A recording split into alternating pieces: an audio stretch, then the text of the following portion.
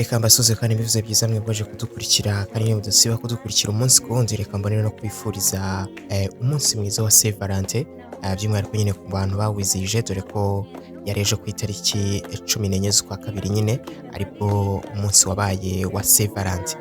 Kuri uyu munsi rero hari byinshi byagiye biwuranga dore ko mu byamamare bigiye bitandukanye hano mu Rwanda ndetse no hanze yarwo bagaragaje ko nabo burya bizihiza umunsi wa Saint Valentin. Dore ko nyine ari umunsi wahariwe abakundana. Ku munsi w'ejo twavuga ko mu bikomerezwa hano mu Rwanda by'umwihariko nyine muri music bagerageje rero guhereza abakunzi babo impano zigiye zitandukanye. Abatarabahaye impano ariko bagerageje kwereka ko babakunda. Aha ni mu gihe umuhanzi The Ben Tiger yari yagiye muri Uganda rero mu gitaramo yari yatumiyemo dore ko yari yaherekejwe n'umufasha we Pamela. Aha rero wabonaga rwose ko The Ben yeretswe urukundo n'abafana ariko na Pamela nawe yari ari kugira ngo abashe kumushyigikira. Cyari igitaramo cyitabiriwe n'abantu benshi bagiye batandukanye dore ko uyu The Ben nyine yari yaherekejwe n'abandi bakunzi be nyine ba hano mu Rwanda by'umwihariko n'abakoresha imbuga nkoranyambaga nka Clapton Kibonge nawe yari yamuherekeje, nawe n'abandi banyamakuru nk'abangaye bari bagiye baherekeje umuhanzi The Ben nyine mwa kiriya gitaramo dore ko na mukeba we Bruce Melody nawe ari kubarizwa hariya mu gihugu cya Uganda, aho nawe uyu munsi ari buze gutaramira rero ariko bakaririmba live mu gihe The Ben we ataririmbye live dore ko The Ben rero adakunze no gukoresha live, we yahiririmbye playback. Umuhanzi Niyo Bosco yatomaguye umukunzi we Irene arangije aramubwira ati no mu bundi buzima tuzaba tukiri kumwe, ndagukunda cyane my love. Yamuhaye indabo amwereka rwose ko umunsi nk'uyu atamwibagiwe ahubwo yamuzirikanye, aramubwira ati tuzabana byiteka.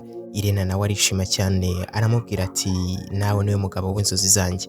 Ibi byose byaranzwe kuri ya munsi nyine wa Saint Valentin, aho wabonaga rwose ko ikintu cyitwa indabo cyakoreshejwe cyangwa se na vino z'umutuku uyu munsi nibwo zagize agaciro gakomeye cyane. Ubona rwose ko byari ibintu nyine byari byiteguwe n'abantu batari bakeya. Itsinda Shea Silver Foundation naryo ryaravuze ati nubwo turi bato ariko rwose nta kabuza twatungura bamwe mu bakunzi bacu nyine b'abahanzi cyangwa se b'abastari. Aba rero bagiye gutungura bamwe mu bahanzi bakomeye hano mu Rwanda mu rugero twavuga nka Chris Easy ndetse na Intore Masamba, by'umwihariko tutibagiye nyine na Kevin Kade nawe yaratunguwe n'itsinda Shea Silver Foundation. Wabonaga rwose ko bari kugenda bakabatungura aho batuye ubundi bakabahereza indabo barangiza bakanabaririmbira baze bereka urukundo. Baravuga bati nubwo turi bato ariko ntabwo Saint Valentin yahariwe abakundana gusa, n'urukundo rwa agape narwo n'urukundo twakagombye kwerekana na bagenzi bacu. Si abakundana gusa bagendaga berekana urukundo ahubwo n'imiryango igiye itandukanye igendaga igaragariza hagati yabo umubano bagiye bafitanye, by'umwihariko ku bana babo cyangwa se n'abavandimwe babo ubundi bakabahereza indabo.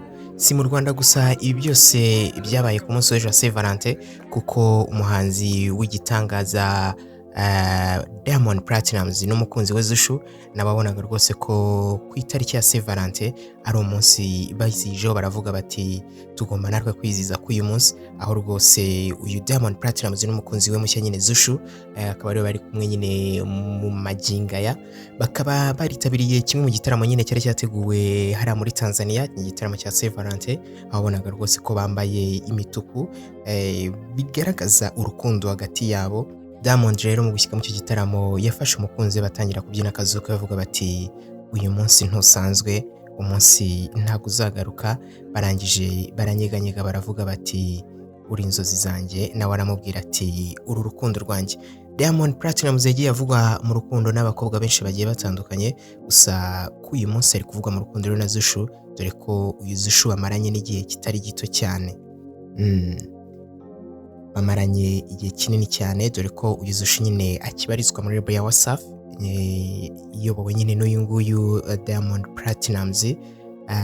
Akaba rero uyu Zushu nawe ahamiriza urwo akunda Diamond Platnumz ndetse atajya anasiba kumugaragariza umunsi ku wundi.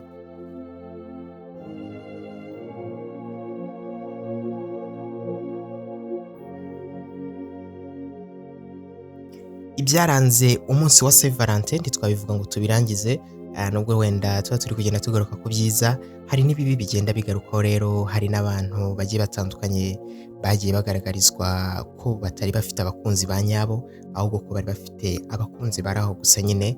Ni ukuvuga wowe watekerezaga ko umukunzi wawe ari buze kugusohokana ariko ugasanga yasohokanye uwundi, cyangwa se impano yazihereye undi, ukabimenya ku munsi wa Saint Valentin. Birumvikana ntabwo uwo munsi uba wabaye umunsi mwiza kuri wowe, ahubwo ni umunsi ubabaye mubi.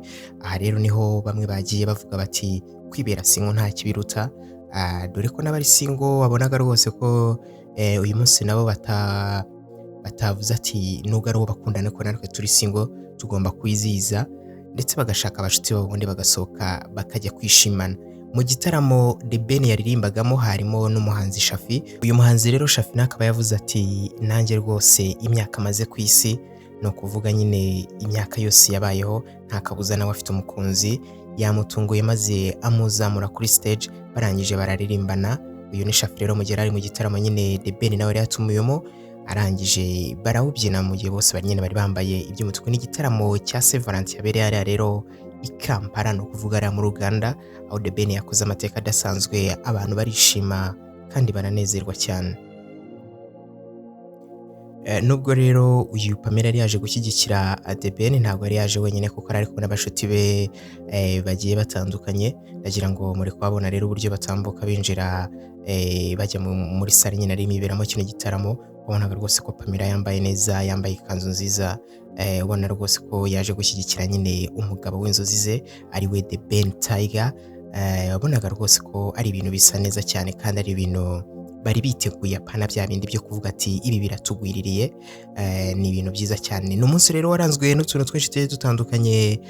Nawe wenda uraza kutubwira muri komenti uko wakugendekeye, ati wowe umukunzi wawe n'iki wamutunguje, cyangwa ko uwo munsi nibwo yamenye ko udakunzwe. Uraza kutubwira muri komenti, ndetse utubwire n'agashya wabonye rero ku uyu munsi wa Saint Valentin. Gusa niba utarakanda subscribe bivuze ko utazongera kudukurikira, ariko uramutse ukanze subscribe wazajya ubana natwe ndetse no mu biganiro bindi nk'ibi ngibi. Icyo usabwa nta kindi ni ugukanda subscribe ugafungura inzogera kugira ngo nyine byose byiza birano bigiye kugira 5/5. Njye mwabanye nyito Wakanda, ndabashimiye.